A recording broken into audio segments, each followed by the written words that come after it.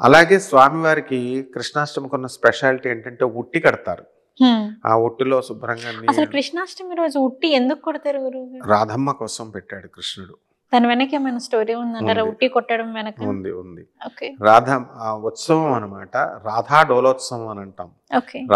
రాధను ఉయ్యాల్లో ఊపారు. రాధాదేవి ఉట్టి ఉత్సవం జరుగుతుంది. ఇది వచ్చిన తర్వాత మనకి 5 రోజులకు ఎప్పుడు రాధాష్టమి కూడా వస్తుందన్నమాట. ఆ రాధాకృష్ణులు ఇద్దరు డిఫరెంట్ కాదు. రాధని ఎంత అపురూపంగా చూసుకుంటాడంటే కృష్ణుడు. చాలా. అందువలన ఈ ఈ ప్రేమ దేవతలు వాళ్ళిద్దరు ఏ రోజున కూడా మాట అనుకోరు, ద్వేషించుకోరు. సాక్షాత్ కృష్ణుడే రాధే కృష్ణుడు. చూడ్డానికే చాలా ముచ్చటేస్తుంది. అవును. అందుకని రాధమ్మ తల్లి ఆనందం కోసం ఈ యొక్క ఉత్సవం అనేది స్టార్ట్ అయింది. ఇప్పుడు మామూలుగా రాధాకృష్ణులు ఇద్దరు లవర్స్ కదా. మరి ఈ మామూలు లౌకిక ప్రపంచంలో లవర్స్ కోసం వీళ్ళు ఏం చేస్తారు? నీ బర్త్డే ఎప్పుడు?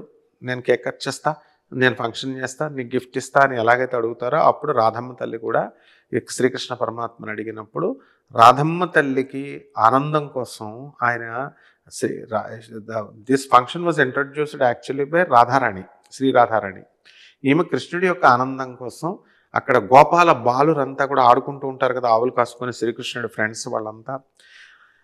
అప్పుడు ఒక function, birthday function, cake cutting లాగా అప్పుడు వెన్న పెట్టి కృష్ణుడు అందరికీ ఇచ్చేసేవాడు. ఉట్టి కట్టి ఆ పిల్లలంతా ఒకళ్ళొకళ్ళు వాళ్ళ ఎంతసేపు వెన్నలు దొబ్బేయడమేగా వీళ్ళ పని ఏమిటి? కృష్ణుడు అండ్ గ్యాంగ్ అవతల నీళ్ళల్లో వెన్న దొబ్బేయడం. ఎందుకని? ఈ వెన్న అంటే ఏంటి? అవతల వాళ్ళ యొక్క పాపాలని తీసుకుంటున్నాడు ఆయన. వాళ్ళ పిసినార్లు అయ్యి దాచుకుంటున్నారు, ఎవరికి ఇవ్వకుండా వెన్న. పేదవాళ్ళకి పంచట్లేదు. మిగతా వాళ్ళంతా కూడా ఇల్లులో వాళ్ళు ఒక్క యశోద ఇల్లు తప్ప.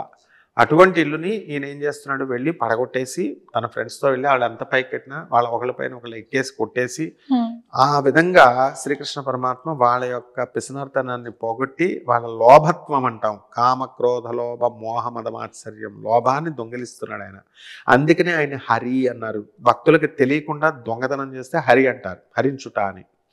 సో ఆ కృష్ణుడు రాధమ్మ తల్లి ఏం చేసిందంటే ఈయన కోసమని ఈ గోపాల బాలంతా ఎంజాయ్ చేసుకోవడం కోసం అప్పుడు అందులో నీళ్లు పెట్టి వాళ్ళు ఉట్టిని ఇలా లాగుతూ ఉంటే కొడతారు. చక్కగా తాడు కడతారు, మామిడాకులు కడతారు, మంచిగా డెకరేట్ చేస్తారు, పసుపు నీళ్లు చల్లుతారు.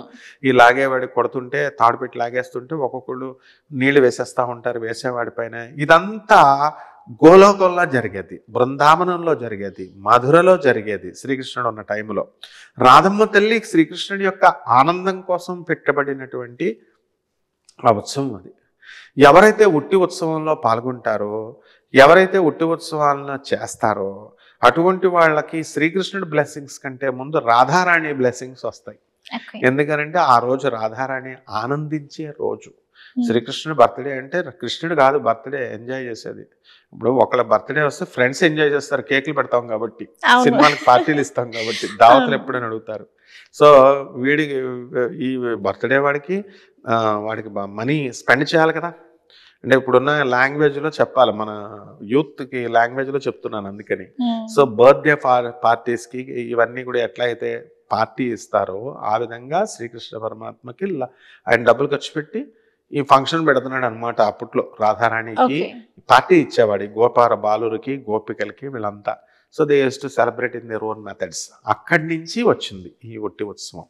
కాబట్టి కృష్ణ జన్మాష్టమి రోజున ప్రతి కృష్ణ దేవాలయంలోనూ, ఇస్కాన్లోనూ, అన్ని చోట్ల కూడా గౌడీయ మఠాలు, పూరి జగన్నాథ స్వామికి ఇది అదే అని లేదు, అన్ని కృష్ణ బృందావనంలో, మాయాపూర్లో, తర్వాత మధురలో, ద్వారకాలో రంగ వైభవంగా చేస్తారు.